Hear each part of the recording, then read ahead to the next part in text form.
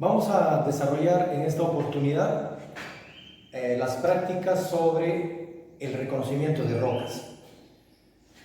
En la teoría hemos hablado de que existen tres tipos de rocas: las rocas ígneas, las rocas sedimentarias y las rocas metamórficas. Estos tres tipos de rocas son la base fundamental para la formación de suelos.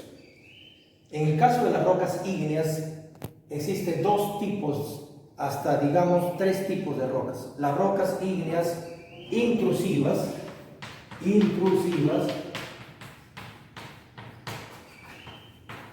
las rocas ígneas extrusivas.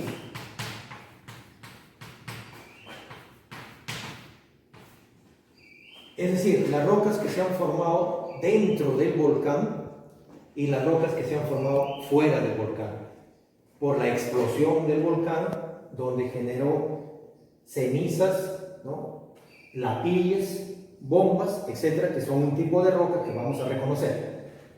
En el caso de las rocas sedimentarias, todas esas rocas ígneas y las rocas metamórficas han sido prácticamente erosionadas.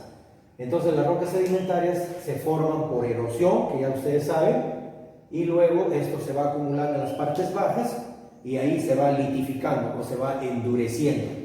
Y dentro de las rocas sedimentarias también hay rocas principalmente que se clasifican por su tamaño de las partículas, ¿no? Uno por el tamaño,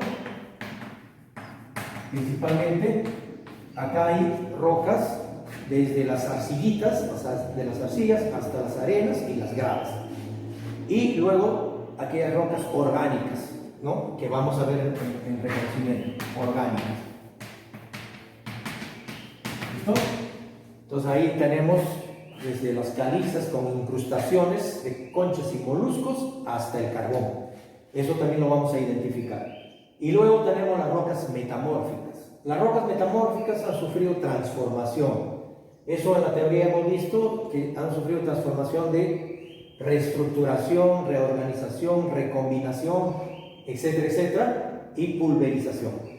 Y estas rocas se transformaron por las altas precipitaciones o por las altas presiones que existen y las altas temperaturas en el interior de la corteza terrestre, a cientos de kilómetros adentro, prácticamente en el batolito andino o en el magma. Las rocas se fusionan y comienzan a sufrir transformaciones. Acá vamos a tener dos tipos de rocas: las rocas que tienen folios, es decir, las foliadas y las no foliadas. ¿Listo? Tenemos dos tipos entonces de roca. Eso vamos a reconocer en la práctica. Entonces vamos a reconocer rocas ígneas, sedimentarias y metamórficas. Están agrupadas en tres grupos. Uno, las rocas ígneas ácidas, en la cual se encuentra el granito, la riolita y las rocas graníticas. Estas tres tipos de rocas, y hay otras más, son rocas bastante ácidas, es decir, generalmente están formados por sílice y por aluminio. Entonces, la diferencia entre ellas es principalmente la textura, es decir, el tamaño de las partículas. Acá van a ver ustedes que en el granito, para empezar, las partículas son más grandes, ¿no? Tiene partículas gruesas, ¿no? Incluso a veces hay fenocristales en el medio y que bordean las partículas más finas. Entonces, el granito está formado principalmente por silicio y por aluminio y tiene partículas más grandes. En el caso de las rocas graníticas, también su composición principal está dado por sílice, ¿no?, o por silicio, por aluminio. Y en este caso las rocas graníticas pueden tener texturas gruesas, medias y finas, los tres tipos, pero es un conjunto de rocas que son bastante ácidas. La riolita ya es una roca, en este caso, que presenta también texturas finas, texturas más finas, bastante ácida, por tener principalmente elementos como silicio y como aluminio. Sin embargo, el color de la riolita puede ser diferente. En este caso es un color que tiende a ser rojizo o marrón, ¿no? Marrón rojizo, y puede haber riolitas más claras, amarillas, blanquecinas, riolitas prácticamente blancas, etc. Eso va a depender del contenido de elementos y partículas, principalmente cuando se dio la erupción del volcán y cuando empezó el enfriamiento, porque como ustedes saben, estas rocas se forman por enfriamiento, principalmente. El segundo grupo, o el grupo intermedio, en el caso de las rocas ígneas, viene a estar formada por las rocas ligeramente básicas, o también le conocemos máficas. Dentro del grupo de las máficas está principalmente, tenemos acá nosotros sienita, diorita, andesita y granodiorita. En el caso de la granodiorita, que es casi parecido al granito, la diferencia es en el tamaño de las partículas. En este caso, sus partículas son más finas, ya no tiene fenocristales, ya no tiene partículas gruesas, sino partículas finas. Pero también tiene una buena proporción, principalmente de silicio, de sílice y aluminio. Esa es la característica. ¿Cuál es la diferencia entonces? Vayan viendo, es la clase textural, es el tamaño de las partículas. En el caso de diorita, fíjense, la diorita tiene partículas mucho más finas, ¿no? Más finas que la granodiorita incluso. Y en el caso de la diorita pueden ser también de color blanquecino, crema, puede ser un poco grisáceo o puede tener otros colores. Es decir, para clasificación de las rocas y los minerales por colores no sirve. Tenemos que clasificar las rocas ígneas sobre todo por clase textural. La sienita, fíjense, su partícula es un poco más gruesa, algo parecido a la sienita, pero hay una diferencia. La diferencia, ¿no?, es en los elementos que constituyen a la sienita, a diferencia del granodiorita, que tiene silicio y tiene aluminio. Acá también tiene silicio y tiene aluminio y tiene plagioclasas. Y también tiene algunos otros elementos como feldespatos.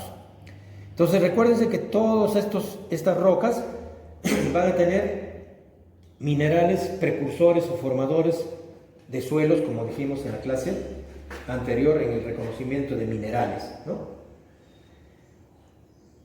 El tercer grupo que tenemos dentro de las rocas ígneas, fíjense, están las rocas ultramáficas, es decir, ya no tienen mucho silicio ni aluminio, sino lo que más tienen es magnesio, ¿no? Magnesio y sílice. Es decir, tienen magnesio principalmente en mayor cantidad y eso le da la coloración un tanto oscuro a las rocas, más oscuro a las rocas. De ahí que vamos a tener varias rocas negros, como el caso de basalto. Fíjense, basalto es una roca de color negro y de textura fina, de color negro, y en algunos casos da la apariencia de tener folios, pero no, sino es una roca masiva. Como ven ustedes acá, esta roca masiva, ¿ve?, le hemos roto para que vean el tamaño de las partículas, es fino, ¿no?, de esta roca. ¿Listo? Entonces, al romper la roca, podemos ver nosotros la textura de la roca, que es bastante fina. Toda la roca es negro. O sea, una roca negra, en conclusión, ígnea, se llama basalto. Otra roca negra es el gabbro. Entonces, el gabbro es una roca también negra, ígnea, ultramáfica, porque tiene gran concentración de magnesio, pero acá ya la textura es más fina, ¿no? Fíjense, es más liso, más fino, ¿no? Si nosotros partimos estas rocas, entonces su textura va a ser más fino. Entonces, ¿cuál es la diferencia entre gabbro y basalto? Textura fina media o media gruesa. Es decir, va a haber texturas más gruesas en el basalto y en el gabbro va a ser texturas más finas. Al mismo tiempo, el contenido de olivino, o sea, el olivino tiene mayor cantidad, el basalto, el gabbro tiene menor cantidad. ¿Listo? La nortita. La nortita es otra roca ígnea básica y por eso presenta estos colores, ¿no? Colores marrón oscuro, colores guindos, colores prácticamente que resaltan la presencia del elemento fierro y magnesio, ¿no? Pero su textura, en este caso, de estas partículas de la anortita, son texturas finas, ¿no? Texturas finas a texturas medias. Finalmente, dentro de esta práctica tenemos al vidrio volcánico y los tufos. El vidrio volcánico muchas veces es conocido como piedra pómez. Es esto. Fíjense ustedes, el vidrio volcánico tiene bastantes huecos o está formado por una cantidad como si pareciera a un panal de abejas, ¿no? ¿Qué ha pasado con esos huecos? Lo que pasa es que cuando el volcán explosiona, no le da tiempo, sale rápidamente de 10.000 grados centígrados o 5.000 grados centígrados al ambiente, a 30 grados centígrados. Entonces, las partículas explosionan rápidamente a través en el aire, formando cenizas, y la roca queda pues con espacios vacíos. ¿Por qué? Porque salió todo el gas. Al salir el gas, forma estas cavidades, ¿no?, que le denominamos piedra pómez, o es conocido como vidrio volcánico. Los tufos son materiales que han salido conjuntamente con las bombas, es decir, el volcán explosionó o explotó, erupcionó, y lo primero que botan son las cenizas volcánicas, luego botan los materiales piroclásticos, y dentro de los materiales piroclásticos está el tufo, que es este tipo de roca. Ya tiene huecos más grandes. ¿Por qué? Porque perdió el aire, se aló el aire y se quedó con porosidades o con espacios gruesos más grandes, ¿no? Eso viene a ser las rocas ígneas. Y finalmente tenemos nosotros la serpentinita, ¿no? La serpentinita constituye principalmente a una roca, en este caso de color verde,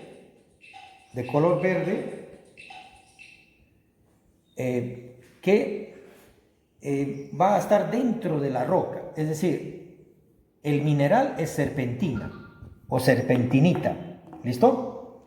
El mineral va a estar acá dentro, ¿no?, dentro de esa roca, constituyendo prácticamente la roca. Es decir, el principal elemento es serpentinita.